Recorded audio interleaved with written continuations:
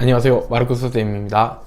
네, 이번 영상은 좀 이렇게 앉아서 찍게 됐는데, 얼마 전에 이제 2023년도, 그러니까 2024학년도 영재학교 이제 3차 대비까지 이제 끝내놓고, 이제 전체적으로 학교 시험이 어땠는지, 영재학교 올해 시험이 어땠는지에 대해서 간단하게 리뷰 영상을 이제 만들어서 올렸어요. 이제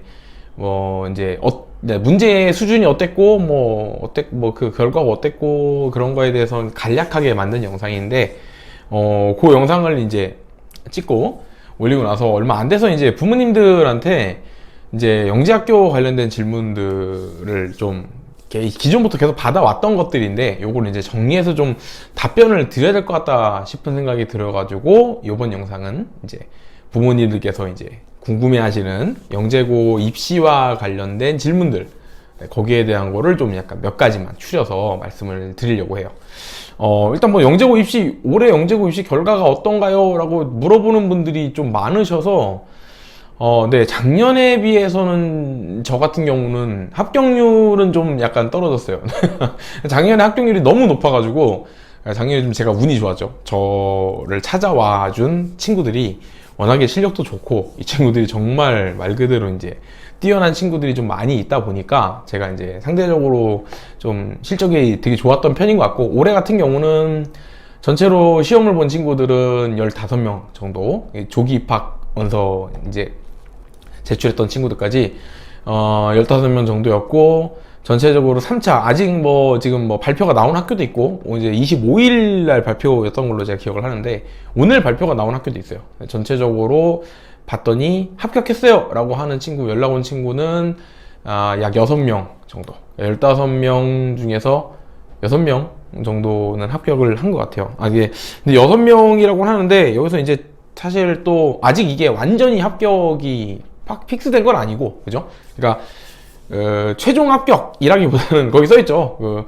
어쨌든 3차까지 합격했는데 마지막에 결격 사유가 생기면 이게 안 될 수도 있다 라는 얘기가 있기 때문에, 어쨌든 3차까지 결과에서는 6명 정도고, 이제 연락이 아직 이제 말 그대로 발표가 안 끝난 학교가 또 있다 보니까, 네, 마지막까지 지켜봐야 될 것 같습니다. 어쨌든 이제 제 예상보다는 그래도 조금 떨어지긴 했지만, 왜냐면 나름대로는 이제 이 정도면 합격하겠지 하는 친구들이 있었는데, 또 이제 어떻게 하다 보니까 합격이 안 된 친구도 있고 하다 보니까 좀 제 마음이, 네, 한동안 좀 좋지 않았는데, 그래도 다들 열심히 노력했으니까, 네, 고생들 많이 하셨고, 사실 오늘 이제 여기서 이번 영상에서 말씀드리고 싶은 내용이 지금 방금 말씀드린 영재고 합격 결과, 여기에 관련된 얘기도 사실 좀 있어요. 그래서 그 부분을 좀 말씀을 드릴게요. 일단 부모님들께서 많이 하신 질문 첫 번째가, 네, 요즘엔 좀 초등학생 자녀를 두신 부모님들이 이제 질문을 좀 많이 주세요. 그래서 초등학교 이제 다니는 자녀가 있으신 부모님들께서 정말 이제 좀 제일 많이 하는 질문은 아니지만, 제일 많이 하는 질문은 이겁니다. 몇 학년부터 영재고 준비해야 되나요? 이건데, 이거 말고도 여러 가지가 있죠. 근데 이제 그거보다 사실 제가 먼저 꼭 드리고 싶은 말씀이, 영재학교 준비를 하는 게 좋은가요? 라는 질문을 많이 하세요. 근데 이 질문에 대한 답변이 부모님들마다, 선생님들마다 견해가 좀 다르세요. 그러니까 유튜브 영상 같은 데 보시면은 어떤 선생님은 영재학교, 특목고, 과학고 이런 거 갈 필요 없다, 일반고 가도 아무 문제 없다 라고 얘기하시는 선생님도 계시고, 또 어떤 분들은 특목고 자사고가 당연히 좀 좋지 이렇게 얘기하시는 분도 계시고, 또 내가 진학하고자 하는 학교가 어떤 과에 어떤 학교냐에 따라서 좀 더 유리하고 불리한 학교가 있다 라고 이제 약간 중립적인 입장으로 말씀하시는 선생님도 계세요. 그래서 그렇기 때문에 결국은 이걸 다 종합해보면 학교마다, 특목고나 일반고나 다 학교마다 장단점이 다 있는 걸로 생각을 하시면 되겠죠. 근데 그랬을 때 저한테 어떤 부모님께서 영재학교 준비를 하는 게 좋을까요? 라고 여쭤보신다면, 저는 되게 확실하게 제 입장을 말씀드릴 수 있어요. 아이가 수학과학에 관심이 많고 영재학교, 과학고 이런 학교에 대해서도 관심이 많다, 본인이 한번 해보고 싶다 라는 의사를 표현했다, 그러면 무조건 하시라고 말씀을 드려요. 근데 우리 아이가 굉장히 똑똑한데 굉장히 좀 약간 수학과의 영재성이 좀 보이는데 근데 아이는 아직 뭐 이렇게 뭐 학교라든가 아니면 영재고나 아니면 앞으로 뭐 과학자 될래 이런 거에 대해서 크게 관심은 없는데 근데 부모인 내가 보기에는 우리 애는 참 영특해 하면은 그 경우에는 일단 영재학교 가자 또는 영재학교 준비해보자 이렇게 시작하시기보다는 아이가 좀 더 영재학교나 과학고나 또는 그쪽 계통의 앞으로 장래에 대해서 관심을 갖고 아이 스스로 엄마 나 이거 한번 해볼까요? 아빠 나 이거 관심 있는데 한번 도전해볼까요? 라고 하게끔 만드신 다음에 도전하시라고 좀 말씀을 드려요. 이게 초등학교 부모님께서 굉장히 걱정하시는 게 이런 거죠. 영재학교가 굉장히 어려운 학교라고 하는데 그 학교 준비하는 동안에 막 공부도 엄청 많이 해야 된다고 하는데 우리 애가 그걸 감당할 수 있을까? 우리 애한테 그렇게까지 내가 해주는 게 애한테 행복한 일일까? 그죠? 뭐 하루 종일 공부하고 막 엄청 어려운 거 하고 애가 너무 공부에 쪄들어서 불행해지거나 또는 이게 정말 말 그대로 이렇게까지 하는 게 우리 아이한테 필요한 건가? 이게 사실 제일 궁금하신 거잖아요. 이거에 대해서 제가 간단하게 말씀을 드리자면 생각보다 아이들은 자기 스스로 이걸 하겠다라고 결정한 일에 대해서는 다소 어려움이 있어도 쉽게 포기를 안 하는 경향이 있어요. 특히나 영재고를 가겠다 뭐 아니면 내가 뭐 뭔가 목표를 가지고 공부하겠다 이런 성향을 가진 아이들은 다소 어린 아이들도 엄마한테 본인이 직접 엄마 나 이거 한번 해볼게요 라고 한 아이들은 조금 어렵다고 해서 쉽게 포기하거나 금방 지쳐서 또는 금방 본인이 아 난 너무 불행해 이렇게 잘 안 돼요. 저도 이게 뭐 제가 뭐 아이들의 전문가 이런 건 아니기 때문에 제가 봐온 이제 아이들을 보고 한 대략 10년 가까이 이제 아이들을 보다 보니까 그 아이들을 보면서 통상 아이들이 어떻게 반응하는지를 좀 보고 말씀을 드리는 건데 영재고에 가기 위해서 공부해야지 라고 마음 먹는 친구들은 다소 마음이 좀 약간 뭐랄까 심지가 굳은 아이들 그죠? 쉽게 이렇게 흔들리지 않는 편이에요. 옆에 부모님이나 친구들이 이거 할래 저거 할래 라고 했을 때 자기가 뭔가를 하겠다라는 걸 스스로 결정해서 이거 해볼게요 하는 아이들은 본인이 좀 어려움이 생겨도 이걸 쉽게 포기하거나 지쳐서 안 할래요 이런 얘기를 하기보다는 아 지금 조금 힘드니까 좀 쉬었다 하면 안 될까요? 라든가 아니면 아 힘들어도 오늘 여기까지는 일단 할게요 라든가 이런 모습을 많이 보이는 편이에요. 자 이런 친구들은 그래서 우리 생각보다 어른들의 생각보다 쉽게 아이가 불행하다고 느끼거나 힘들다고 느끼거나 이러진 않는 편입니다. 물론 힘들죠. 그러니까 어려운 문제 풀고 많이 뭐 공부 많이 하고 하는 게 힘든 건 맞는데 그 안에서 아이는 스스로 내가 다른 친구들보다 더 어려운 것도 할 수 있고 더 많은 것도 배우고 있고 이런 것 자체에 대해서 굉장히 본인의 약간 자존감도 많이 올라가고 또 내가 다른 친구보다 더 열심히 해서 더 많이 잘해야지 또 남들이 되게 도달하기 힘들다는 목표까지 난 한번 가봐야지 이런 욕심이 크다 보니까 본인이 힘든 것들은 스스로 굉장히 잘 극복하는 성향인 아이들인 경우가 많아요. 그래서 우리 아이가 약간 스스로 또는 엄마가 너 과학고 영재고 한번 이런 거 있는데 한번 관심 있니? 라고 했을 때 엄마 나 이거 한번 해볼게 라는 친구라면 저 같으면 그러니까 저도 아이가 있으니까 저 같으면은 일단 한번 시켜볼 거라고 말씀을 드릴 것 같아요. 자 여기서 이제 선생님들마다 견해 차이가 있다고 했는데 특목고를 가는 게 좋은가요 나쁜가요를 말씀을 드릴 때 저는 단점보단 장점이 당연히 많다고 생각을 합니다. 일단 첫 번째는 많은 선생님들이 특목고를 이제 진학하는 거에 대해서 좋다 나쁘다를 말씀하실 때 꼭 그 얘기를 하세요. 어느 학교에 가기 유리하다. 어느 학교, 예를 들어 의대를 가려면 일반고가 유리해요. 그다음 뭐 어디 학교 가려면 자서가 유리해요. 뭐 이공계는 당연히 영재고 과학고가 유리해요. 뭐 이렇게 말씀을 하시는데 그렇게 생각하는 관점은 고등학교를 마치 대학교를 가기 전에 거쳐가는 일종의 어떤 그냥 말 그대로 관문. 고등학교는 그냥 잠깐 몸담았다. 대학교가 사실 메인이야. 이렇게 생각들을 하시는 것 같은데 뭐 저는 이제 뭐 어쨌든 특목고를 졸업한 제 입장에서는 제가 뭐 일반고의 수업을 경험해 본 건 아니지만 특목고에서 아이들을 가르쳐 주시는 선생님들이 물론 수업도 굉장히 잘하시고 되게 어려운 것도 많이 알려주시고 다 맞아요. 근데 그것보다 진짜 학생들이 꼭 알아야 하는 뭐 수업 그것에 관련되지 않은 부분이라도 법률적 지식이라든가 경제학적 지식 같은 그런 선생님들이 알고 계시면서 아 얘네들이 성인이 됐을 때 이런 것들을 배우면 좋더라, 근데 이런 것들은 필요하더라 하는 그런 조언도 좀 많이 해주시는 편이고, 실제로 그런 거에 대한 지식이 많으셔가지고 저 같은 경우는 사실 약간 교양 과목 비슷하게 법률도 좀 배운 편인데, 그러니까 무슨 말이냐면 특목고를 다니면 그 고등학교에서 주는 교육적 서비스가 일반고보다 저는 더 좋다고 분명히 생각을 해요. 일반고보다는 확실히 퀄리티가 좋다라는 거. 그러니까 단지 고등학교를 대학교를 가기 위한 관문이니까 어느 대학 가기 유리하다가 아니고 이 고등학교 자체에서 나한테 주는 교육적인 혜택이 더 크다는 거죠. 그러니까 그걸 생각하면 당연히 영재고나 과학고나 뭐는 또 뭐 국제고나 이런 특목고를 다니는 게 일반고 다니는 것보다는 내가 일반적으로 그 나이 때 다른 아이들보다 더 높은 수준의 교육 서비스를 받고 있는 거예요. 그죠? 그거를 먼저 생각을 해주셔야 되고, 그 다음에 특히나 영재학교의 경우에는 누가 뭐라 해도 20계열에 한해서는 말 그대로 엄청난 혜택을 받는 학교예요. 그죠? 국가적인 어떤 지원부터 시작해가지고 이 친구들이 본인이 원하는 대학교를 갈 때 영재고를 다녔다는 것 때문에 발생할 수 있는 여러 불이익들, 뭐 내신이 안 좋아, 뭐 이런 것들, 또 친구들이랑 경쟁을 많이 하다 보니까 뭐 어떻게 됐어, 사실 이런 것들을 모두 말 그대로 내가 받을 수 있는 불이익에 어떤 관련된 것들을 모두 해결할 수 있는 제도적 장치가 돼 있어요. 그러니까 영재고 다니면 우리의 내신 안 나와서 대학 못 가지 않아요?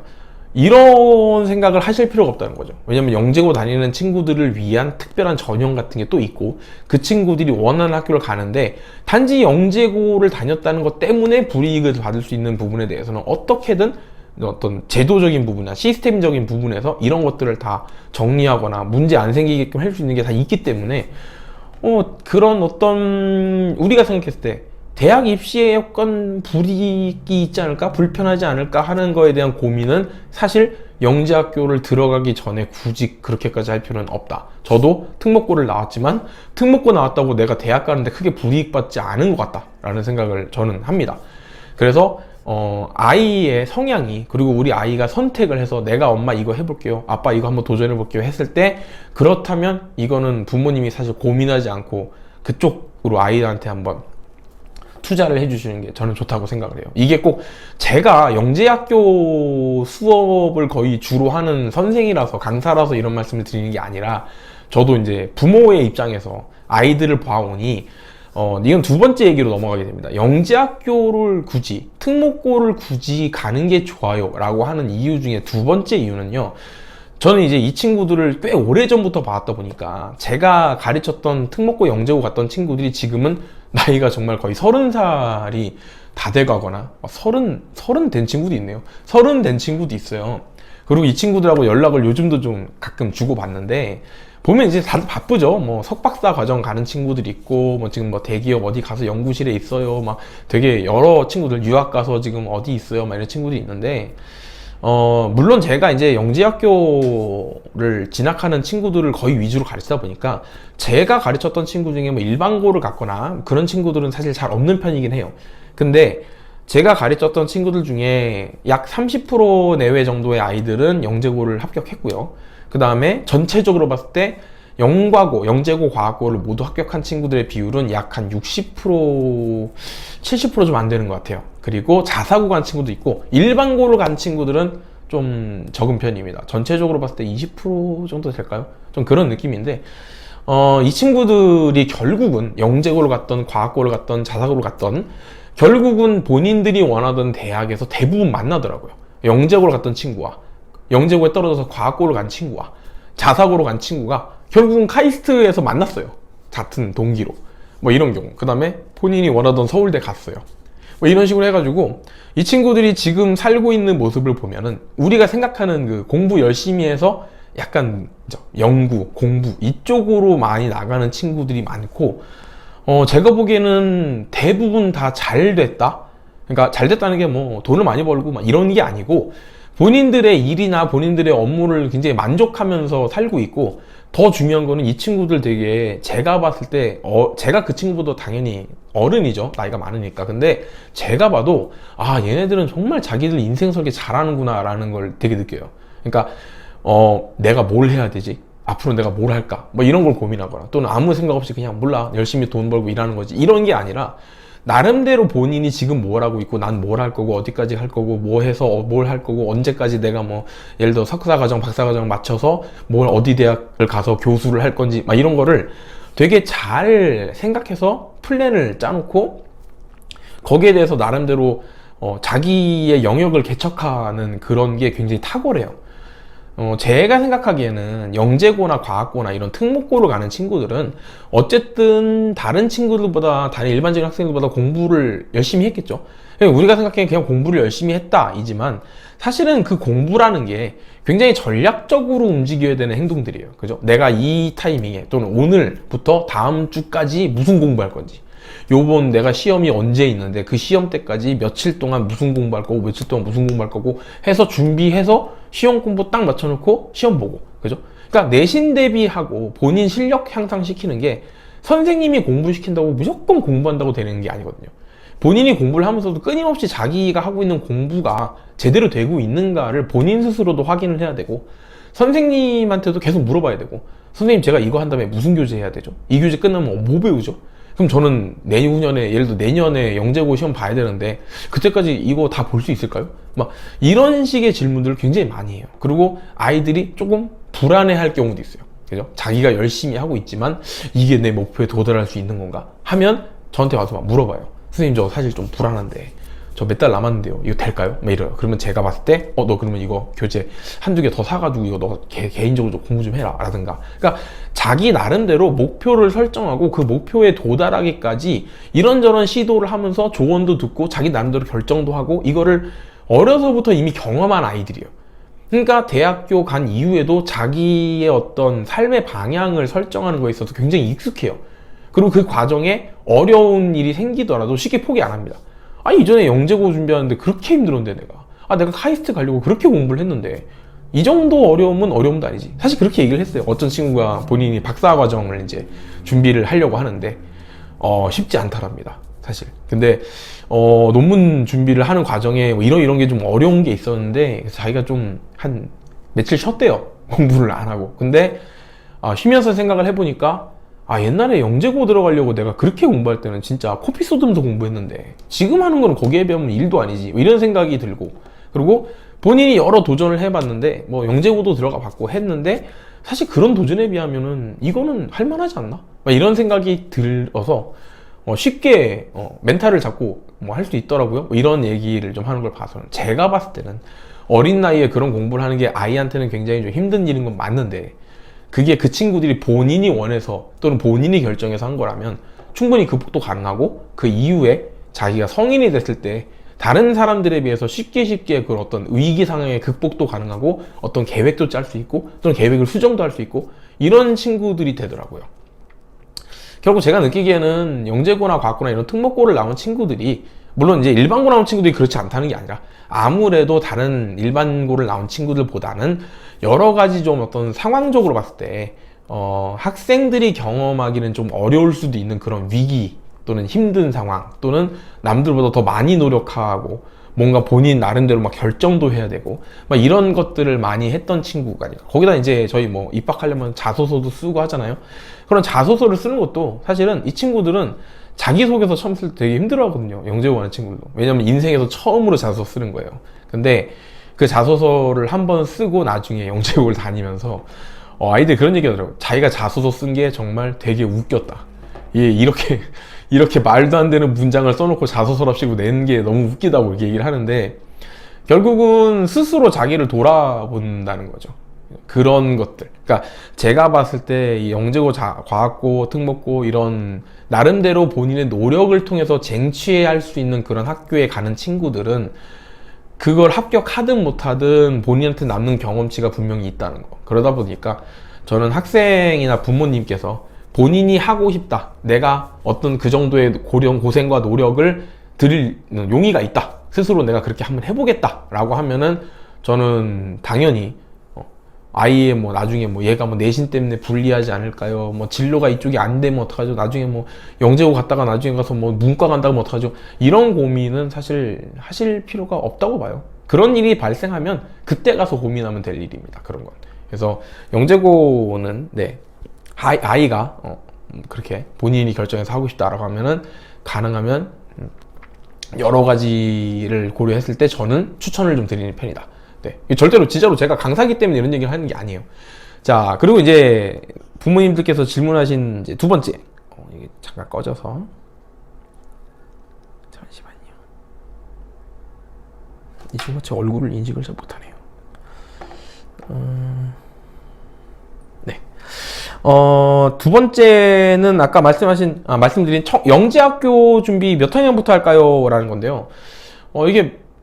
이게 정확하게 제가 몇 학년부터 하세요? 라고 말씀드리기는 좀 쉽지 않은 부분이긴 한데, 통상적으로 영재학교 준비라는 생각으로 이제 공부를 하는 시점이 저는 그렇게 생각해요.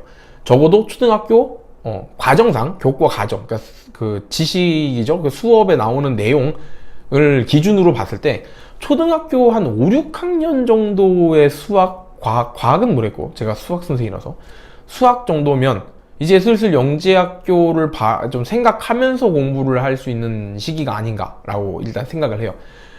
초등학교 5, 6학년 정도면 보통 뭐 분수의 덧셈, 뺄셈, 나눗셈, 곱셈 이런 거, 그 다음에 입체도용에서 뭐 부피구하고 건널비구하고 이런 것도 나오고요. 뭐 쌓기나무 같은 것도 나오고. 그러니까 전체적으로 초등학교 때 배우는 내용들을 가지고 이제 이거를 완성형의 느낌의 문항들을 이제 다루는 시기거든요. 이때쯤 되면 아이들이 기본적인 사친연산이라든가 공간지각력이나 이런 게 거의 다 완성이 되는 시기예요. 그러다 보니까 이때부터는 우리 아이가 수학과학에 소질이 있다든가 또는 뭐 관심이 있어서 막 이쪽을 좀 좋아해 그러면은 영재고 준비를 이제 생각하면서 교재 선정, 그 다음에 중학교 갔을 때 어떤 수준의 공부까지 해야 되는지 이런 거를 이제 어느 정도 가늠을 할 수가 있겠죠. 근데 요즘에는 선행을 많이 하시는 분들이 많다 보니까 이 초등학교 5, 6학년 과정을 대부분이라고 그렇죠. 어느 정도, 아이의 어떤 교육에 관심이 많으신 부모님들께서는 빠르면 초등학교 뭐 2학년, 뭐 1학년인 경우도 있어요. 보통 2학년, 3학년 요때쯤에 초등학교 5, 6학년 것까지 푸는 아이들도 꽤 돼요. 그러면 직접적인 나이를 얘기해 주세요 라고 했을 때는 2, 3학년 정도면 영재고를 어느 정도 이제 감안하고 우리 아이가 어떻게 공부를 해야지 라고 생각을 하실 수 있는 시기라는 거고, 과정상으로 봤을 때는 초등학교 한 5, 6학년, 제 생각에는 5학년 넘어가서 6학년 들어갈 때쯤이면 이제 우리 아이 영재고를 갈 거다, 과학고 갈 거다, 거기에 맞춰서 교재라든가 중학교 과정도 좀 약간 고민을 하자 할 수 있는 시기라고 생각을 합니다. 또 이제 중학교 1학년 때부터 하면 되지 왜 초 6때부터요? 라고 하실 수 있는데, 중학교 과정을 들어갈 때는요, 초등학교 과정하고는 다르게, 초등학교 과정도 물론 그렇긴 하지만 중학교 과정에서는 사실 저는 이제 물론 이제 당연히 심화 과정까지 쭉쭉 다 이제 깊게 있게 공부를 하면서 가는 게 당연히 좋다고 생각을 하지만 선행을 빨리 빼는 것도 사실은 나쁘지 않다고 생각을 해요. 그러니까 심화 과정까지 쭉쭉 다 공부하면서 가는 것과 선행을 쭉쭉 빨리 빼가지고 중등 과정에 대한 모든 내용을 한번 딱 아이가 싹 공부해가지고 모든 내용을 일단 이해를 했다, 그렇게 해서 스타트를 하는 거랑 약간 뭐 큰 차이는 없다고 생각을 합니다. 이게 왜 그러냐면 영재학교를 준비하기 위해서는 사실상 중등 과정에 대한 지식이 이제 아이들 머릿속에 다 들어가야 되거든요. 그 다음부터 영재고 기출문제를 풀기 위한 대비 과정을 시작할 수가 있어요, 본격적으로. 그러니까 어쨌든 중등 과정의 모든 내용이 총망라돼서 나오기 때문에 중등 과정에 있는 내용 중에 모르는 게 있다면 사실상 영재고 준비를 본격적으로 시작하기는 좀 어려운 거죠. 그러다 보니까 선행을 빨리 빼면 유리하다라는 건 사실 맞는 말이에요. 근데 그렇다고 그러면 심화 과정까지 쭉쭉 다 하면서 선행보다는 심화 위주로 가면 안 되나요? 그건 아니에요. 또 왜냐면 선생님들마다 이제 예를 들어서 우리 개통수학이라 그러나요? 단원별로 또는 어떤 영역별로 이제 수학을 가르치는 선생님들도 있고, 선생님들이 문제 같은 걸 좀 약간 선별하시고 정리하셔가지고 아이들이 교과 과정을 예를 들어 오늘 소인수분해를 배웠어. 그러면 소인수분해와 관련된 문제들로 이루어진 그런 교재들을 만들어 이렇게 쓸 수도 있기 때문에 꼭 무슨 진도를 다 나가야지 모든 영재고 준비가 된다 이런 건 또 아니거든요. 근데 심화까지 쭉 다 보고 넘어가는 그런 식의 어떤 수업이 좀 좋은 장점은 뭐냐면, 아이가 본인이 이제 기본적으로 배운 지식에 대해서 이런저런 여러 가지 문제를 풀면서 다양하게 해석하고 다양한 방법으로 문제를 푸는데 사용하다 보니까 이해도가 굉장히 높아지죠. 그러니까 단순히 소인수 분해는 숫자를 소수인 인수로 분해하는 거야 라는 정도로만 알고 있는 게 아니라 이 소인수 분해를 통해서 내가 공약수, 최대 공약수, 최공수 다 구할 수 있고 이걸 가지고 내가 인수 분해도 적용시킬 수 있고 소인수 분해가 있으면 배수 판정법도 쓸 수 있고 그러니까 이거 가지고 할 수 있는 게 무지 많다고. 이게 많은 걸 아이가 다 이해하고 넘어가면 그만큼 그 다음 과정에 나오는 것들에서 내가 기존에 배웠던 한 가지를 가지고 여러 가지로 파생해서 여러 가지 방법으로도 여기에도 활용할 수 있다는 걸 다 볼 수 있죠. 그러니까 아이의 시야가 굉장히 넓어진다는 장점이 있어요. 단점은 어쨌든 영재고 준비를 하는 과정에서 모든 내용을 다 알아야 되다 보니까 기본적인 지식을 쌓는 데 시간이 좀 오래 걸릴 수 있다는 거죠.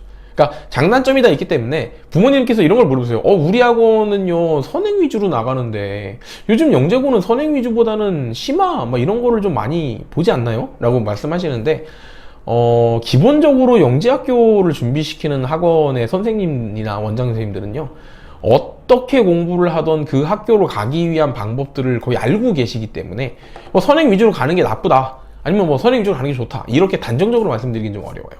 그렇기 때문에 말씀하신 대로 영재학교 준비를 하는 경우에는 이제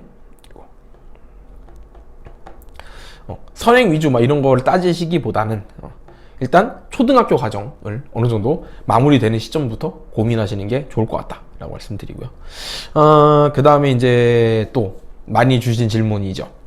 초등 저학년 학생인데 수학과학에 흥미가 많아요 우리 아이가. 근데 어떻게 공부를 도와줄까요? 그러니까 부모님은 보시니까 어느 정도 우리 아이가 이과 성향이 좀 있구나 라고 생각을 하시는 것 같고, 그러니까 이런 경우에는 부모님 입장에서 뭔가 교재를 좀 아이한테 준다든가 학원을 다니게 한다든가 이런 것들에 대해서 좀 고민이 있으신 것 같아요. 근데 어떻게 도와줘야 되나요? 라고 한다면 기본적으로 제일 좋은 방법은 저학년 친구들의 경우에는 사고력 수학책 같은 거를 한번 병행해서 공부를 해주시는 게 좋아요. 그러니까 아까 말씀드린 영재고 준비를 한다 만다를 좀 약간 고민할 시기가 만약에 교과과정상 6학년 과정이라고 한다면 그 6학년까지 빨리 도달하려고 하시지는 말고, 그러니까 제 생각에는 초등학교 1, 2학년 아이가 벌써 6학년 풀어야 되고 이런 건 아니거든요. 그러니까 초등 과정을 이제 6학년까지 마무리 짓는 시점은 제 생각에는 늦어도 4학년 정도나 5학년 정도면, 그러니까 1년 선행만 돼도 영재고 준비하는데 엄청 무리가 있거나 이렇다고 생각은 안 해요. 물론 이제 빨리 하는 친구들 같은 경우는 초등 4학년 때 이미 중등까지 다 끝내버리고 이런 경우도 많이 있어요. 아까 말씀드렸지만 선행이 주는 장점이 있기 때문에 그렇게 가는 것도 좋은 방법이에요. 근데 우리 아이가 선행이 빠르지 않았으니까 지금 큰일 났네 이렇게 생각하실 필요는 없어요. 단지 선행이 빠르지 않은데 대신에 심화까지 사고력 수학까지 다 보면서 가고 있어요 하면 그거는 큰 걱정을 하실 일이 아닌데, 우리 애가 초등학교 5학년이 됐는데 전혀 그런 거에 대한 고민 없이 그냥 교과만 공부했어요. 이러면 그때는 좀 이제 학생도 부모님도 이제 앞으로 남은 시간 동안 바쁘게 움직여야 되겠구나 라는 거는 이제 맞는 말이고, 그리고 현실적으로 중학교 2학년 가까이 온 상황에서 교과까지밖에 안 했는데 지금부터 영재고 준비할 경우는 거의 쉽지 않다라는 거, 그죠? 그런 건 있죠. 근데 어쨌든 초등학교 저학년 친구들한테 제일 좋은 거는 제가 보기에는 사고력 수학을 좀 공부하는 거예요. 이게 사고력 수학이 왜 좋냐면은 일단 아이가 수학에서 배우는 기본적인 개념을 가지고 여러 방향으로 해석하고 활용하는 거에 대해서 연습을 할 수 있어요. 그러니까 사고력 수학에서 배우는 지식이 영재고의 문제에서 적극적으로 활용된다 이런 느낌보다는 영재고에서 내가 활용을 할 때, 내가 배운 지식을 활용할 때 어쨌든 이거죠. 몇 가지 도구를 가지고 사용하는 방법을 어떤 사람이 알고 있다 했을 때 도구가 5개 있으면 그 5도구마다 한 가지 방법밖에 모르면 5가지 상황에 대한 이제 활용밖에 안 되겠지만, 도구 하나 가지고 본인이 수십 가지의 활용을 할 수 있다는 걸 알고 있으면 도구 5개만 쓰면 그걸로 몇십 가지의 상황을 해결할 수 있겠죠. 그러니까 그런 식으로 내가 배운 지식이 그냥 표면적으로 이렇게만 되어 있는 게 아니라 이거를 조금 다르게 보면 이렇게도 해석이 되고 이렇게도 활용할 수 있고, 이거를 경험해 보는 거죠. 아이가 자기가 배우는 지식이 다양한 방법으로 이제 활용될 수 있다는 걸 몸소 한번 느껴보는 거예요. 그러면 중학교 과정이 끝나서 중학교 때 배운 내용 가지고 굉장히 다양한 시도를 할 때 아이 입장에선 이게 생소하지 않다는 거죠. 이런 방법들을 빨리 익히냐 늦게 익히냐는 그거는 그 아이의 성향에 따라 다를 수 있지만 어쨌든 그런 식으로 수학을 공부하는 게 익숙한 거죠. 그러니까 교과 배우고 유형 풀고 교과 배우고 유형 풀고 이렇게 해가지고 유형에 완전 숙달돼가지고 나는 수능 1등 이런 느낌이 아니라 본인이 공부를 항상 할 때마다 그 내가 배운 내용이 어디까지 확장될 수 있는가, 이걸 가지고 내가 어떤 거를 할 수 있는지에 대해서 아이가 굉장히 편안하게 받아들이는 거예요. 그래서 그런 부분에 장점이 있기 때문에 사고력 수학 책을 주는 게 저학년 때는 가장 효과적인 것 같아요. 선행을 빨리 빼는 것도 뭐 나쁜 방법은 아닌데, 초등학교 때를 기준으로 한다면 선행을 빨리 뽑는 것도 뭐 나쁘진 않지만 사고력 수학을 해가지고 아이가 배운 내용을 가지고 다른 방법으로도 보는 거를 보여주는 게 오히려 그때는 좀 더 효과적인 것 같다. 실제로 선행을 빨리 빼는 시기는 중학교에 올라갈 때쯤, 중학교 과정을 시작할 때쯤부터는 조금 속도를 내 가지고 선행을 빨리 빼는 게 좋다. 근데 선행을 빨리 뺀다고 할 때 쉬운 교재 가지고 뭐 1년 만에 중3까지 다 끝냈어요. 사실 이런 거는 좋지 않은 방법이고요. 요건 나중에 말씀을 드릴 얘기긴 하지만, 기본적으로 최소한 아이가 어떤 뭐 개념서를 했으면 유형서 하나 정도까지는 보면서 문제를 거의 한 90% 정도까지는 맞출 수, 또는 그러니까 틀렸다가 고쳐서 맞추는 것도 90% 이상은 우리 아이가 다 소화해서 넘어간다라는 느낌으로 가져야지, 너무 빠르게 선행만 빼는 건 사실 이것도 별로 효과는 좋지 않아요. 그래서 그렇게 생각을 좀 해주시면 좋을 것 같습니다.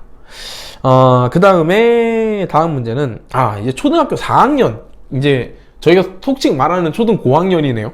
4학년이라 본격적으로 공부를 시작하려고 하는데, 진도 위주로 선행부터 해야 되나요? 아니면 심화까지 다니면서 진행할까요? 약간 말씀드렸던 거예요. 그죠?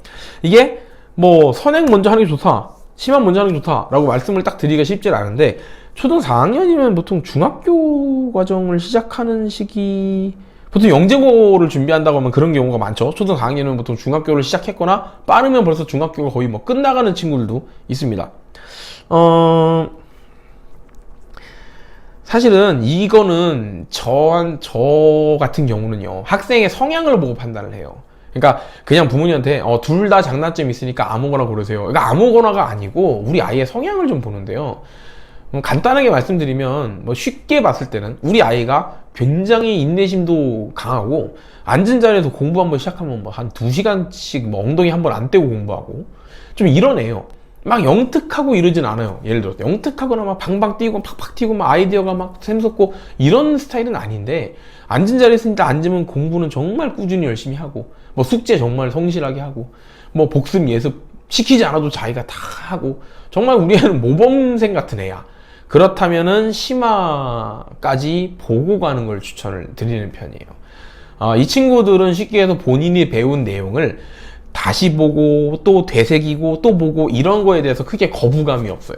그러다 보니까 본인이 배운 거를 이렇게 저렇게 막 여러 가지 방법으로 보여주고, 이것도 할 수 있어 저것도 할 수 있어 했던 동안 지루해요, 빨리 다음 단원 넘어가고 싶어요, 이런 얘기는 잘 안 해요. 그러다 보니까 심화까지 보고 가는 게 효과가 좋습니다. 특히나 이런 친구들은 또 성향적으로 대충대충 겉핥기처럼 보고 넘어가면 오히려 본인이 불안해해요. 엄마 나 이거 다 이해한 거 맞아? 나 이거 문제 안 풀리는 것도 몇 개 있는데요? 막 이러면서 나 이거 공부 더 해야 될 것 같은데요? 라고 생각을 하는 경우도 많습니다. 그러다 보니까 가능하면 아이의 성향이 좀 약간 인내심 많고 조용하고 차분하고 스스로 공부 열심히 꾸준히 하고 약간 이런 느낌이다. 그러면 심화까지 다 보면서 넘어가시는 게 효율이 좋아요. 근데 이런 경우도 있어요. 우리 아이는 막 팡팡 튀는 아이디어에 막 문제 한 번 주면 20문제 막 진짜 뭐 5분 만에 풀어버리고 막 엄마 다 풀었어! 이런 애들 있습니다. 그러면은 이 친구들은 선행 위주로 빨리빨리 가시는 게 더 효과적이에요. 근데 아까 말씀드렸지만 선행을 가되 정말 수박 겉핥기처럼 쉬운 교재로 쭉쭉 나가라는 말씀을 드린 게 아니라 개념서하고 어느 정도 난이도가 조금 있는 유형서, 굳이 뭐 예를 들자면 중등과정 기준으로 봤을 때는 뭐 일품이나 아니면 뭐 최상위 수학 뭐 이 정도, A급 같은 경우는 A스텝의 문제가 1, 2학년 문제는 좀 그래도 쉬운데 3학년 문제는 좀 어렵다 보니까 약간 이제 그게 좀 다르긴 한데, 어쨌든 제 생각에는 이제 유형서의 기준은, 그러니까 진도를 빨리 나간다라고 했을 때 개념서는 워낙 많으니까 뭐 개념 원리도 있고 뭐 개념 플러스 유형도 있고 되게 많잖아요. 그러니까 그거는 뭐 선택하셔도 되는데, 유형서는 어느 정도 난이도냐, 뭐 일품, 저는 아무리 적어도 센 C 정도 난이도가 되는 책. 요즘에는 책이 워낙 많아서 저도 이제 사실 이제 교과 과정에 관련된 책은 안 본 것도 많아요. 근데 어쨌든 난이도로 봤을 때는 센 C 정도 난이도나 일품 정도의 난이도 정도면 괜찮다. 아니면 뭐 A급 수학의 B 정도 난이도에 책을 유형서로 선택해서 선행서, 그러니까 개념서, 유형서를 같이 나가는 형태 하면은 아마 제 생각에는 잘하는 친구 같은 경우는 정말로 1년이면 3년치 다 끝낼 수도 있고요. 아니면 그렇지 않아도 한 1년 반이면 아마 3년치 다 끝낼 겁니다. 그래서 그렇게 선행 위주로 나갈 수도 있고, 그래서 아이의 성향에 따라서 선택하시는 게 좋겠다라고 말씀을 드릴게요. 다음 질문은 이거 학원 선택하는 질문이네요. 사실 이게 저도 업계 사람이다 보니까 뭐 어떤 학원이 좋아요 막 이렇게 말씀을, 학원 명칭을 말씀드리거나 이런 건 당연히 좀 약간 문제가 있고, 부모님이 학원을 선택하실 때 학원을 판단하실 수 있는 몇 가지 이제 팁이라고 할까요? 그런 걸 좀 말씀을 드릴게요. 이거랑 관련된 영상도 제가 한번 만든 적이 있긴 한데, 솔직하게 말씀드리면 이거는 부모님께서 제가 말씀드리는 것만 딱딱 체크하신다고 해서 이 학원이 좋은 학원이다, 안 좋은 학원이다를 판단하시긴 좀 쉽지 않을 수는 있어요. 왜냐면 이제 전체적으로 많은 것들을 이제 좀 봐야 되니까. 가장 중요한 건, 제가 생각하기에 가장 중요한 거는 어떤 학원이든 간에 우리 아이를 수업하는 선생님이 누구냐가 제일 중요해요. 근데 아마 아시겠지만 대부분의 학원들이요, 우리 아이가 어떤 선생님한테 수업을 듣습니다 라고 공개적으로 어머니한테 말씀을 드리거나 하지 않습니다. 또는 드린다고 해도 그게 그 선생님이 어떤 선생님인지 부모님이 알 수 없는 경우가 대부분이에요. 자, 이거는 학원의 입장에서 생각을 해보면 간단한데요. 학원에서 보유하고 있는 선생님들이 여러분이 계실 때 그분들 중에 정말 선호도가 높은 선생님도 계시고 약간 인지도가 없으신 분도 계세요. 그죠? 자, 그러면은 당연히 부모님 입장에서는 선호도가 높은, 그러니까 인기 많은 선생님한테 우리 아이가 배웠으면 좋겠어요. 그래서 이런 경우도 많아요. 오셔가지고 상담하시면서 여기 학원에 누구 선생님 계시죠? 그분 반에 좀 들어가고 싶어요. 이렇게 말씀하시는 분들 되게 많아요. 근데 학원에서 절대 그렇게 안 해줍니다. 자, 이건 여러 가지 이유가 있는데요. 일단 좀 인기 많고 잘 나가는 선생님 위주로 반을 편성을 하게 되면 상대적으로 다른 선생님들의 근로 의욕이 떨어진다는 문제도 있고요. 그 다음에 이제 그 선생님도 어쨌든 아이들이 있을 거 아니에요? 계속해서 그 선생님한테 아이들이 몰리다 보면은 그 선생님은 과부하가 와서 수업 퀄리티가 떨어질 수 있고, 나머지 선생님들은 학생이 없으니까 학원 입장에서는 이거 나머지 선생님들을 인원을 좀 줄일까? 뭐 이런 딜레마가 생길 수도 있고요. 여기서 이제 가장 큰 문제는 그 능력이 있다는 선생님이 그렇게 많은 아이들을 데리고 있었는데 이분이 갑자기 학원을 퇴사할 때 문제예요. 강사의 이 파워는 사실상 아이들한테 오는 거거든요. 내가 거느리고 있는 아이들이 많고 부모님들 만족도가 높고 이러면 강사가 원장한테 큰 소리 쳐요. 그냥 대놓고 저 월급 100% 올려주세요. 이런 경우도 있어요. 그냥 나 따블 주세요. 근데 원장의 입장에서는 이 선생님이 빠지면 애들이 다 이탈할 것 같다. 그러면 그 따블 줘야 돼요. 따블 안 주면 애들 다 따라가고 갈 텐데, 이 강사가 다른 학원 간다고 가버리면 다 따라가요, 애들. 그러면 학원 입장에서 굉장히 곤란하단 말이죠. 강사에 휘둘리는 상황이 발생할 수 있고, 그리고 그 강사의 입김이 너무 세서 그 강사가 뭔가 문제를 일으켰을 때 학원의 타격이 너무 커요.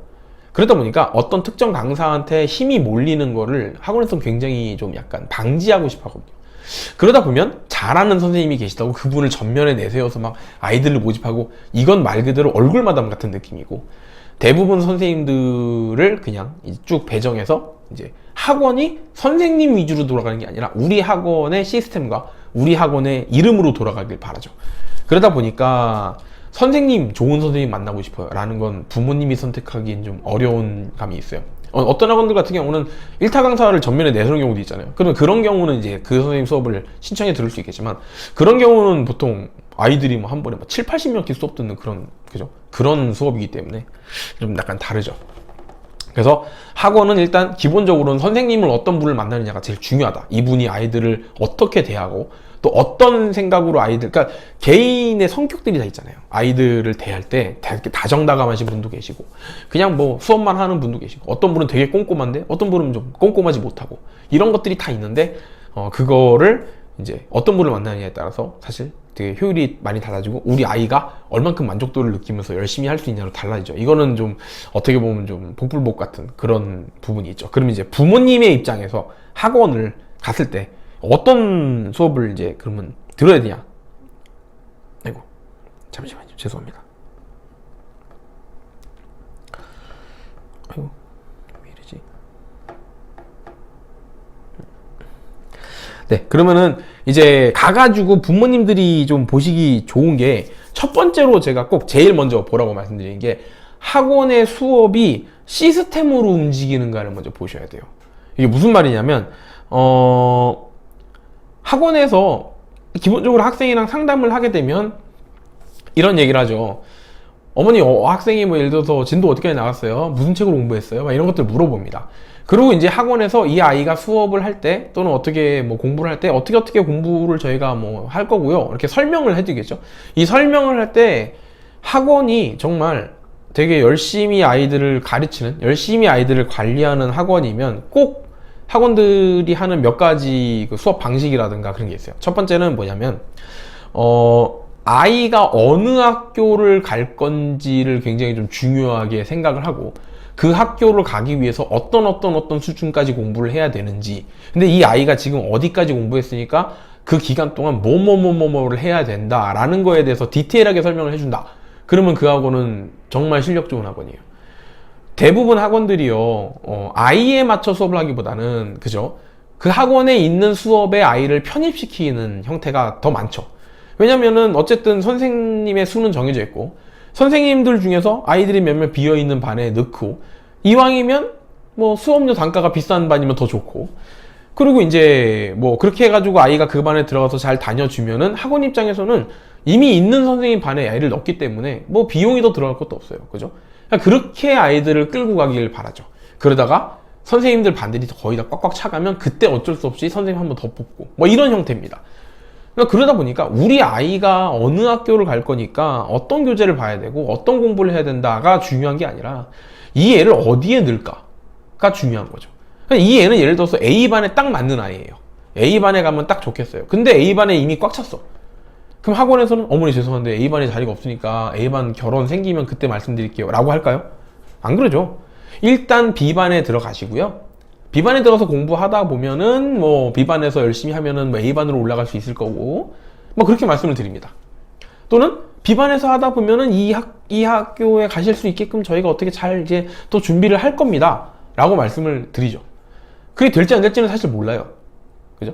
학원에서는 그러면 학원에서 엄마한테 거짓말하는 거 아닌가? 거짓말은 아니죠. 왜냐면 어쨌든 그 아이가 그 학교 갈 거니까 A반에 결혼이 생기면 그때 가서 어머니 A반에 결혼 생겼으니까 옮길게요 라든가, 정 결혼이 안 생겨, 얘는 이 학교 가야 되는데, 그러면 이 아이한테 보충 수업 같은 거라다가 특강을 들으라고 하겠죠. 어머니 여기 지금 뭐 얘가 이거 하는데 이런 교재 더 봐야 되니까요, 일단 특강을 좀 듣는 게 필요할 것 같아요. 그럼 부모님 입장에서는 특강 들어야 돼요. 그죠? 부모님도 그걸 알거든요. 우리 애가 이거 봐야 되는 거. 그러면 지금 못하고 있잖아요. 그러면 들어야지. 그죠? 이렇게 가는 거죠. 그러니까 결국은 학원이 학생을 받으면서 이 아이의 상태와 이 아이의 계획에 맞춰서 우리 학원이 어떤 반에 딱 넣으면 될 것 같아요. 어머니 얘 이 반 가가지고 딱딱딱 하면 딱 맞네요 하면은 정말 좋은데, 그냥 있는 반 중에 결혼 있는 반이고 대충 비슷한 반에 어쨌든 대충 넣어야 된다 이런 느낌의 어떤 편성이면 좋은 학원이라고 볼 수는 없죠. 근데 상당히 많은 수의 학원들이 그렇게 이제 편성을 하다 보니까 어쩔 수 없는 부분이 있는데, 결국은 이제 말 그대로 이런 거 있죠. 딱 어머니께서 느끼시기에, 부모님 느끼기에 이 학원이 우리 애를 딱 이 반에 넣으려고 벌써 생각을 했네 이런 거. 뭐냐면 다른 반은 결혼이 없는 거야. 또는 다른 반은 가기가 힘들어. 그러니까 나는 우리 애가 A반을 갔으면 좋겠는데 내가 봐도 A반 가야 될 것 같은데 왜 자꾸 B반 가래? 그러면은 어떤 이유에서든지 거기 넣을 수 없는 상황이겠죠. 그런 식으로 시스템 중에서 우리 아이가 필요한 게 그래서 해야 돼요. 그러다 보니까 이쪽 이렇게 수업을 쭉 들으시면 딱 맞습니다. 아니면 이 수업이 지금 없으니까요 제가 반을 개설해 드릴게요 라든가, 아니면 결혼이 나오면 그때 꼭 넣어 드릴게요. 그럼 결혼 나올 때까지는 이 수업에 맞도록 저희가 준비를 해 가겠습니다. 그러니까 뭔가 우리 아이가 이 학교를 가는데 준비 과정에 있어서 우리가 이런 식으로 딱 준비해 가지고 어떻게든 맞춰 갈 거라는 거를 좀 어필하면 좋은 학원인데, 그냥 이쪽 반 들어가시면 돼요. 어머니 지금 여기 반이 뭐 가시면 뭐 이거 하는데, 그러면 부모님들도 요즘 다 알거든요. 우리 애가 지금 고등학교 수상 들어가야 되는 상황인데 갑자기 3학년 1학기를 들으래. 그러면서 3학년 1학기가 조금 부족한 게 있는데 어머님 이렇게 말씀을 하세요. 그러면 이제 학원에서 하는 말이 이제 부모님이 듣기엔 이게 맞나? 라는 생각이 들면 그거는 부모님이 전문적이지 않아서가 아니라 말 그대로 좀 약간 맞지 않는 얘기를 하는 경우도 있다라는 거죠. 그래서 그런 거는 한번 참고를 좀 해주시면 좋을 것 같고, 또 두 번째 이제 학원에 갔을 때 좀 또 주의 깊게 보셔야 되는 게 학원들마다 그 학원에 주특기가 있어요. 그죠? 뭐 내신 전문, 수능 전문, 뭐 우린 고등 전문, 중등 전문, 뭐 이런 게 다 있잖아요. 근데 이게 생각보다 굉장히 중요해요. 저도 이제 사실은 뭐 원장이지만 저는 사실 제가 하는 수업은 딱 하나밖에 없어요. 영재고 대비밖에 없어요. 그러니까 내신 대비 수업은 아예 안 해요. 못 해요. 정확히 말하면. 저는 내신 대비를 할 수가 없어요. 왜냐면 기본적으로 저는 내신에 대한 준비를 할 수 있는 시간이 없어요. 그러니까 영재고 준비하는 수업만 해도 이미 꽉 차 있다는 소리예요. 그리고 제가 제일 자신 있는 수업이에요. 내신 대비 하라면 할 수는 있죠. 근데 저는 그렇게 생각해요. 내가 내신 대비할 시간에 이 내신 대비 다른 선생님한테 맡기고 내가 영재고 준비해야 되는데 이런 생각을 하게 된다는 거. 학원들은요, 자기들이 이제 간판이라는데 뭐 내신 전문, 뭐 아니면 우리 뭐 수능 1등급 막 이런 식으로 붙이면요, 실제로 본인들이 거기에 제일 투자도 많이 하고 그쪽의 계통의 선생님도 많이 있고, 우리가 이쪽 계통으로 좀 더 학원 쪽으로 학원에서 투자를 많이 하는 학원입니다 라는 뜻이거든요. 그러니까 이런 경우가 있어요. 가끔씩 오시는 분들이 여기 영재고 보내는 학원이라고 해서 왔는데요, 한데 보니까 아이는 영재고를 갈 게 아니라 그냥 자사고 정도 갈 생각이에요. 근데 우리 애가 고등수학을 지금 하고 있거나 또는 하려고 해요. 근데 영재고 가는 선생님, 영재고 보내는 선생님이면 실력 좋으니까 우리 애 고등수학 잘해줄 수 있지 않을까?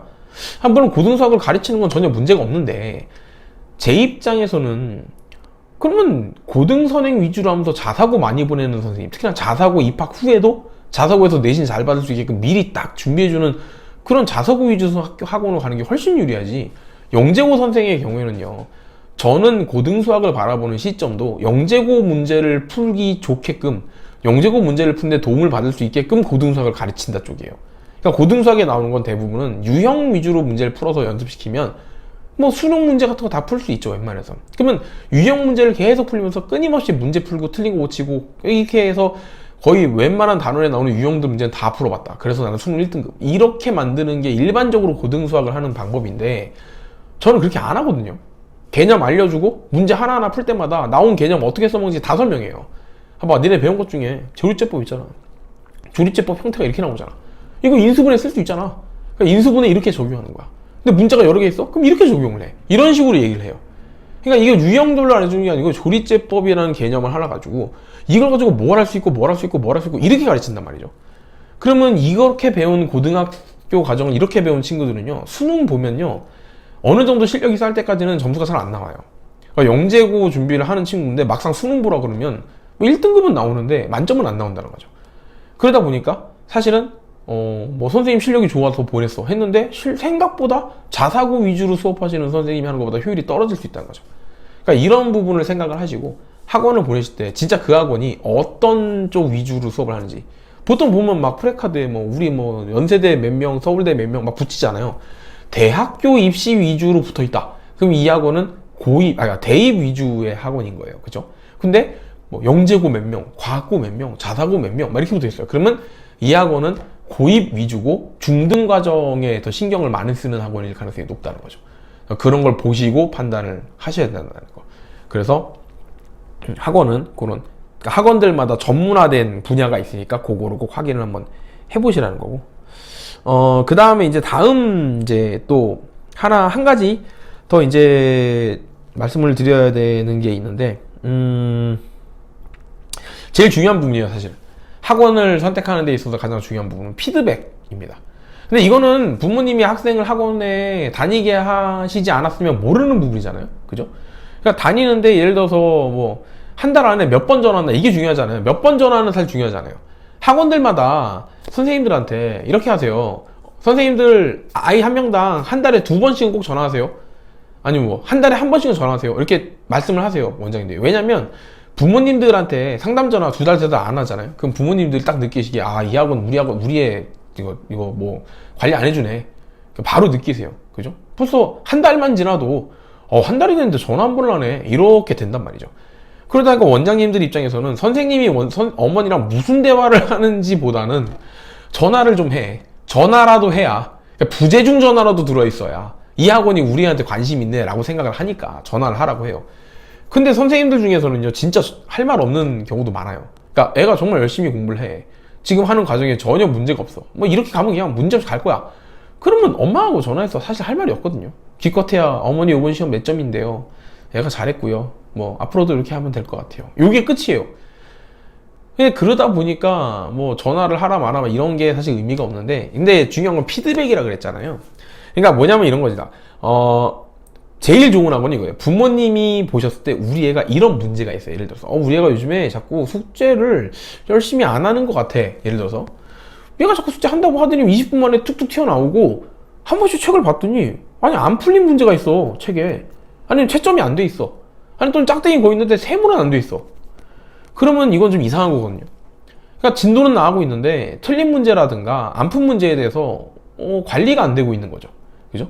부모님이 이걸 느꼈을 때 제일 좋은 학원은 뭐다? 부모님이 이걸 느끼고 이거 뭐지? 할 때쯤, 또는 그보다 더 빨리 전화해서 어머니, 애기가 숙제를 요즘에 자꾸 잘 안 해와요. 아니면 문제를 풀고 틀린 거 고치라면 틀린 걸 잘 안 고쳐요. 자꾸 얘가 뭔가 수업에 집중을 잘 못하는 것 같아요 라고 얘기를 한다. 그러면 네, 좋은 얘기든 나쁜 얘기든 부모님이 느꼈던 거랑 거의 비슷한 얘기를 선생님이 하고 있다. 그러면 선생님이 굉장히 아이에 대해서 관심이 많은 거예요. 그렇기 때문에 이 학원은 지금 당장 선생님이 뭐 강의력이 뛰어나니 뭐 이걸 다 떠나서 우리 애에 대해서 관리하는 것만큼은 되게 성심성의껏 하고 있는 거거든요. 그냥 그거를 보시면 그 학원은, 그런 학원 다니고 있다 그러면 저는 웬만하면 어머니 그 학원 그냥 빼지 마세요 라고 얘기해요. 그 선생님 계속 애기가 어떻게든 관리를 하시고 있는 상황이고 계속 신경 쓰고 있는 거라고. 이거 생각보다 강사들이 자기가 맡은 아이들 신경 되게 열심히 쓰는 거 쉽지 않습니다. 바쁘기 때문에. 그러니까 바쁘다는 게 진짜 말 그대로 수업이 꽉 차 있고요. 뭐 상담해야 되는 아이들이 되게 많잖아요. 저 같은 경우도 상담 한번 돌리면 30통 넘게 돌려야 되는데 정신없어요 진짜. 30통 돌리면 진짜 부모님들 누구한테 무슨 얘기인지 기억도 안 나요 나중에는. 이거 다 기록 다 해야 되는데. 그러니까 강사 입장에서는 그렇게 우리 아이에 대해서 미리 딱딱딱 얘기하면서 어머니 아이 성향이 이런데 얘가 이러니까 앞으로 제가 어떻게 해서 이렇게 잡아볼게요, 이렇게 말씀하시는 강사분이면 진짜 잘하시는 분이에요. 그러니까 그런 학원이면 무조건 믿고 맡기셔도 될 거래요. 근데 한 달 넘게 전화가 안 와. 그럼 이제 좀 불안하죠 그때부터. 그러면은 부모님께서 한번 전화를 해보세요. 해보셔가지고 이렇게 물어보는 거죠. 선생님 우리 애가 요즘 어때요? 라고 얘기하는 거죠. 그럼 선생님들이 그때 본물 터지듯이 줄줄줄줄 얘기할 수 있어요. 그럼 뭐다? 바빠서 전화를 못한 거예요 이거는. 내가 얘에 대해서 파악은 다 하고 있는데 이게 뭐 크게 문제가 될 소지까지 있는 건 아니니까 전화를 안 했을 수도 있고, 또는 정말 바빠서 못했을 수도 있고. 그건 뭐냐면 전화만 안 했다 뿐이지 우리 애가 지금 어떤 상황인지 알고 있으니까 거기에 대해서 선생님이 나름대로 대비책도 세우고 있을 거고, 그죠? 무조건 믿고 맡기긴 좀 그렇지만. 근데 그런 건 있어요. 정말 전화가 너무 안 와. 그러면 어머니께서 한 번씩 전화를 하시는 게 좋습니다.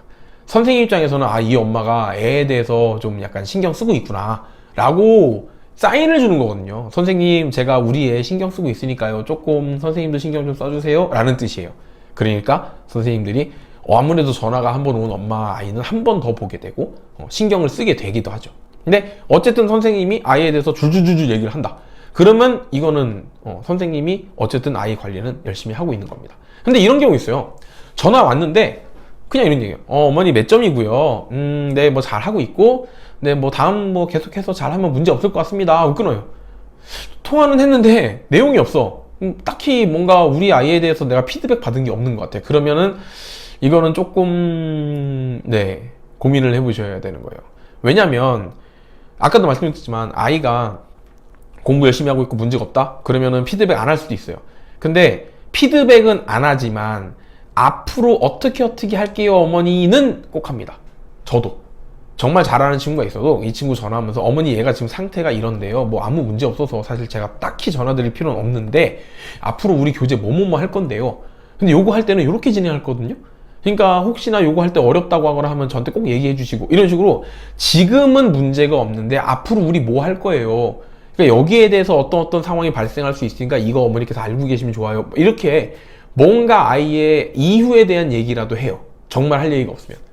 근데 그것도 안 하면 선생님이 아이한테 관심이 별로 없는 거예요. 이거는 뭐 같은 강사들끼리 뭐 저한테 아니라고 얘기하실 분 없을 거예요. 강사 본인들도 다 알거든요. 내가 진짜 아이한테 관심이 있으면 무슨 말이라도 합니다. 어머니한테. 얘가 앞으로 뭘 했어요. 하다못해 이런 얘기도 해요. 어머니 얘가 수학 잘하니까요, 그럼 지금 영어 학원이라도 보내셔야 돼요 라고 얘기해요. 수학을 너무 잘해. 근데 얘가 자꾸 선생님 저 영어가 어려워요 힘들어요 이러면 어머니 수학 잘하니까요 영어 학원 어디 한번 보낼 데 없는지 한번 그거라도 좀 알아보세요. 그런 얘기 해요. 저도 하니까. 논술학원을 보내든, 주말에 뭐 해요? 라고 물어요. 무슨 일 주말에 그냥 집에서 쉬는데, 그럼 주말에 그럼 과학학원이라도 하나 보내라고. 얘 지금 뭐 물리가 어려워한다고. 이런 식으로 관심 있는 애면은 내가 하는 수업이 아니라 다른 수업이라도 얘기를 해요. 근데 아무 말도 안 한다는 거는 정말 관심 없는 거예요. 그러니까 이제 이건 뭐 강사 본인이 좀 약간 어떻게 보면 좀 반성해야 되는 부분이죠. 아무리 본인이 바빠도, 그래서 전화는 못 하더라도 애기에 대해서 관심은 갖고 있어야 되는 건데, 그죠? 그래서 그런 식으로 아마 이렇게 말씀드리면 부모님들 대부분들은 무슨 말인지 다 이해하세요. 다 느낌이 오죠. 이거 우리 선생님 얘기인데? 이런 경우도 있을 거고, 우리 선생님은 너무너무 잘해주시는데 이럴 수도 있고, 어쨌든 그런 거를 보고, 그러니까 학원을 한번 넣으셨을 때 그 반응을 좀 보고 생각하시는 게 좋고, 이제 아까 말씀드린 것처럼 상담 전화는 자주 안 올 수 있다. 단지 상담을 한 달에 한 번 하든 두 달에 한 번 하든 그 상담의 내용이 뭔가 아이에 대해서 정말 잘 파악을 하고 계시고 앞으로 어떻게 해야 될 것 같고 뭐 이렇다 라고 하면은 그 학원은 좋은 학원입니다. 이게 참, 제가 이런 얘기 하면은 학원 강사들은 좀 싫어할 수도 있겠는데, 업무 바빠 죽겠는데 자꾸 이런 식으로 얘기하면 부모님들이 많은 걸 알게 되시죠. 근데 그런 것 같아요. 저도 이제 와이프하고 그런 얘기 하거든요. 아기가 좀 크면, 저는 아이가 아직 어려서, 근데 아이가 크면 학원을 보낼 거냐 라는 얘기를 하면 저는 학원은 보내겠죠. 저도, 그죠? 중2 제 머리 못 깎는다고 저도 제 아이를 제가 가르치지 못할 것 같은데, 근데 보내고 나서 사실은 그 학원의 어떤 퀄리티? 직접 가보기도 할 거고, 아이한테 들은 것도 있을 거고, 그리고 선생님이 저한테 상담 전화도 해주시겠죠?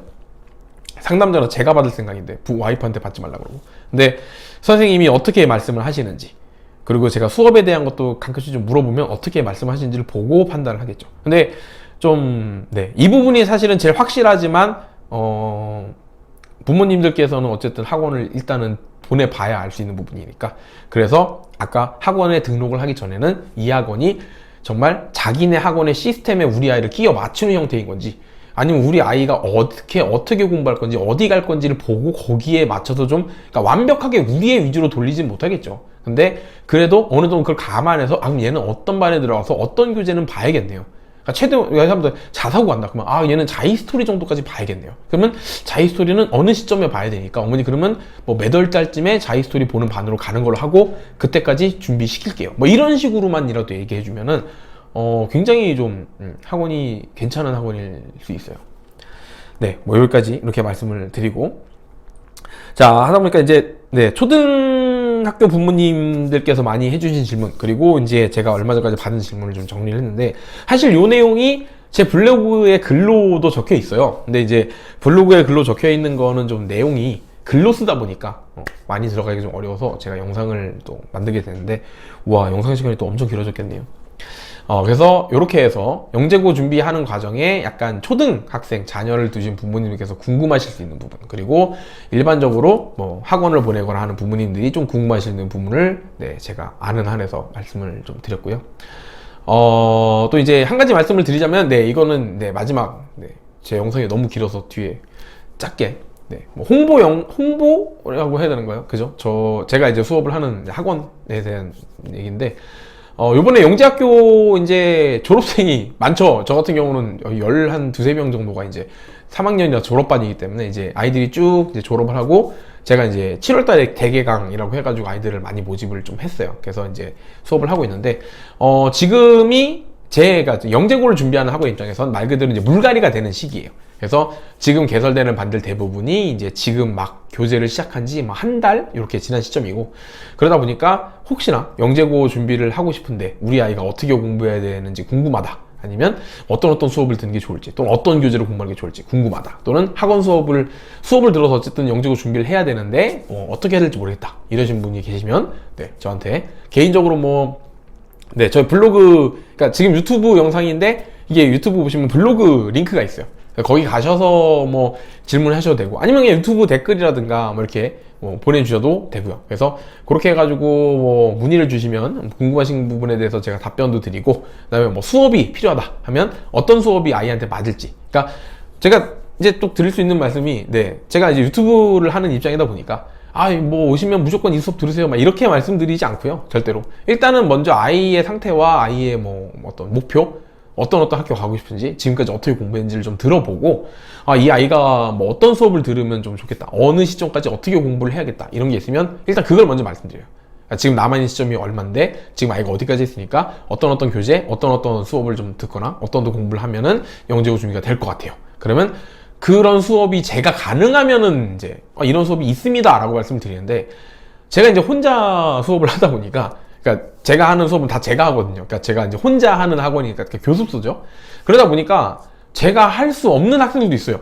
수업이 개설되지 않은 수업을 해야 되거나 완전히 맞지 않을 수 있죠. 그런 경우는 이제 어머니한테 이렇게 어떤 교재 보시고 어떻게 준비하시는 게 좋다라고 드리고, 학원을 가셨을 때 다른 학원에 상담을 가셔서 이런 수업이 혹시 가능하다라고 하면 그쪽 학원으로 다니시는 게 좋겠다, 이렇게 말씀을 드리니까 뭐 등록 이런 거에 대한 부담이나, 또 제가 유튜브를 찍는다고 부모님들께서 정말 이 학원 다닐 거 아니면 연락하기가 좀 약간 그래요, 뭐 되게 바쁘신 분인데 이렇게 말씀하시는데, 네, 바빠도 상담은 다 합니다. 제가 너무 바쁘면 막 새벽 1~2시에도 전화 상담을 하는 경우가 있어요. 그러니까 그런 거에 대해서는 부담 갖지 마시고, 그냥 우리 아이가 뭘 해야 되는지, 아니면 우리 아이가 어떻게 공부해야 되는지가 그냥 궁금해. 그리고 뭐 어떻게 계획을 짜야 되는지도 모르겠어. 그러면 그냥 연락을 주시면, 제가 전화를 못 받거나 연락을 할 수 없는 경우에는 못 드리지만, 어쨌든 꼭 연락을 다시 이렇게 뭐 다음 날이라도 드릴 테니까, 거기에 대해서는 너무 이제 걱정하지 마시고 편하게 연락을 주셔도 됩니다. 그래서 올해 영재학교 준비하느라 고생하신 우리 학생들, 고생들도 정말 많았고, 아까도 선생님이 얘기했지만 못 갔다고 해서, 그죠? 탈락했다고 해서 내가 여기서 끝나거나 이런 건 절대 아닙니다. 여러분이 그동안 공부하면서 생긴 또는 쌓은 지식들, 그리고 그 공부를 하면서 내가 익혔던 어떤 학습의 방법들, 그죠? 어떻게 공부할 것인가, 어느 수준까지 내가 공부를 해야 되고 몇 시간 공부할 거고, 이런 것들이 결국은 내가 계속해서 움직이는 데 있어서 나의 밑바탕이 되는 것들이에요. 그러니까 결국은 내가 원하는 목표를 쟁취할 거기 때문에, 지금 목표를 쟁취하지 못했다고 해서 거기서 크게 너무 막 스트레스 받거나 막 좌절할 필요 없고요. 지금 자신이 만약에 목표를 쟁취하지 못했으면 조금 반성 정도만, 왜 못했지? 라든가, 나 열심히 한 것 같은데, 그러면 다음에는 내가 그동안 공부하면서 이런 건 좀 미흡했던 것 같아, 잠을 너무 많이 잤나? 라든가, 아니면 복습을 좀 열심히 안 한 거 아닌가? 뭐 이런 식으로 본인 나름대로 알잖아요, 내가 지금 뭐가 부족했는지. 그러면 그거를 보완해서 다음 도전 때는 더 좋은 결과가 있도록 그렇게 수정 보완하면서 하다 보면 당연히 잘 하게 됩니다. 그래서 고생들 많이 하셨고, 영상은 여기까지 하고 인사드리겠습니다. 감사합니다.